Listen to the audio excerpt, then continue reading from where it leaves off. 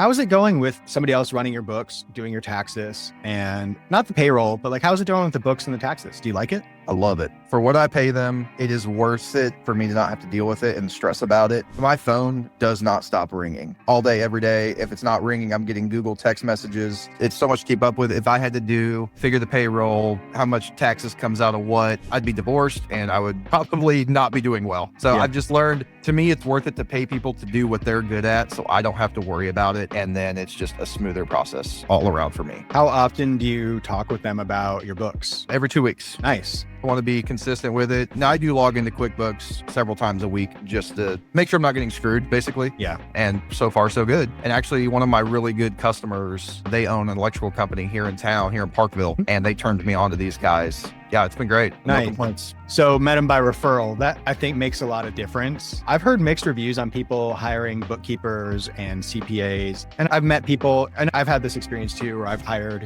a CPA to do my taxes and was unhappy with what they come up with. I've hired a bookkeeper to do my books all year, and I felt like they were not helpful at all. I was basically doing my own books alongside them. So I've seen and heard bad experiences with this. And every time I hear somebody have a good experience with it, I'm always really interested, because I think this is the missing piece for a lot of people who are running a cleaning business. Whether they do it themselves or whether they hire somebody else to dig into their books and know their numbers on an ongoing basis, I think it's super important that people do this. When you're crossing like 10K, 20K a month, and then you're getting into 30K a month, 40K a month territory and beyond, I think it just gets even more important. If you're not looking at least a monthly basis, if you're not looking at some sort of a profit and loss statement or something that would show you, are you making money? Are you losing money? What's going on with your business? Then you're just waiting to find out at tax time, which creates crazy stress, can create really bad situations where you owe a ton of money or you find out you're being fined for something. And it takes people a long time, or it takes them several times of getting beaten up in this process before they finally get a handle on it. Some people never do.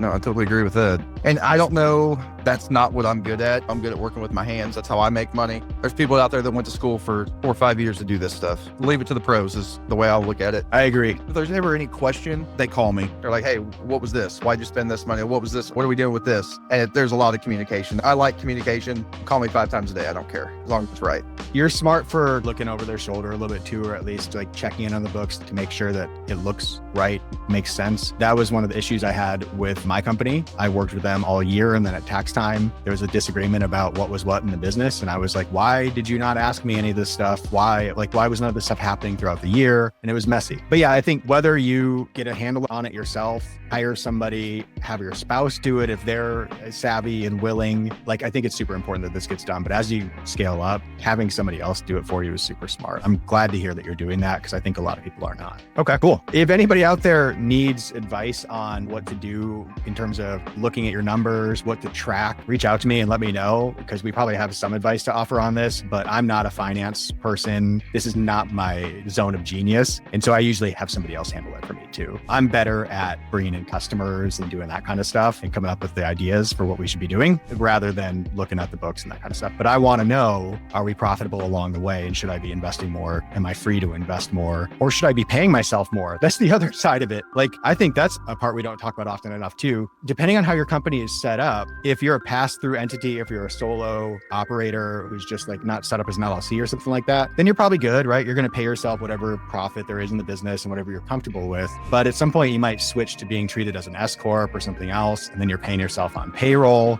And then it matters, right? Because you have to be able to afford your payroll. You also need to pay yourself a good amount. And there's implications if you leave profit in the business versus if you pay it out to yourself. So like, I've had situations where I found out I needed to either spend more money on the business before the end of the year or pay myself more. Otherwise, I was just going to end up paying more money in taxes. I think it's super important to keep an eye on this stuff as you grow.